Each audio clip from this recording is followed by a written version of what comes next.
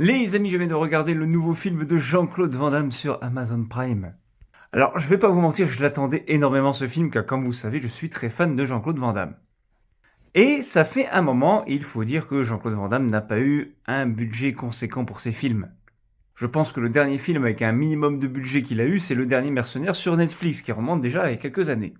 Donc, même si là, le film, a pour acteur Michael Youn, je me suis dit, ça peut quand même être bien. En plus, il y a quand même Jérôme Le Banner dedans. Jérôme Le Banner, superstar du K1 français. Et il y a Ranière Le Breton qui a un capital sympathie tout de même. Bon, il y a aussi Caris, mais bon, ça c'est pour plaire aux banlieues.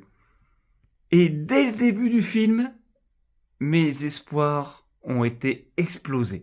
Dès que Michael Youn apparaît avec de la mousse sur la tête, pardon, il y a des faux raccords. Au bout d'un moment, il claque un soldat contre un mur. Au bout d'un moment, il n'y a pas de mousse dans la main. Après, il y a de la mousse. Est-ce que vous avez remarqué ce faux raccord? Les scènes sont ultra mal découpées. T'as même à un moment donné des scènes fondues au noir, on va dire, avec un écran noir qui dure pendant une seconde entre chaque scène. Ça arrive 2 fois dans le film.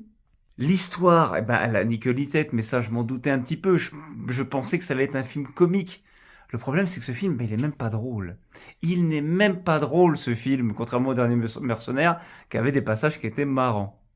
Je me suis fait chier tout le long du film. Là, il est quasiment 11 heures du matin. Je vais aller me coucher, parce que oui, je suis totalement décalé, et je dois me lever à 15 heures pour aller voir un pote. Je suis dégoûté de ne pas avoir dormi plus tôt pour avoir regardé ce film. C'était une daube sans nom. Et le pire, c'est que je suis sûr que c'est le film le plus cher dans la décennie 2020 de Jean-Claude Van Damme. Après, on peut pas forcément en vouloir au découpage non plus, parce que Jean-Claude Van Damme, il a quand même 64 ans. Il lève plus trop la patte comme avant, hein. Donc du coup, c'est peut-être pour ça qu'on a des plans de caméra, mais totalement dégueulasses. Ça me fait mal ce que je dis, mais maintenant on a des films à la Steven Seagal pour Jean-Claude Van Damme. Et franchement, ça fait mal, ça fait mal.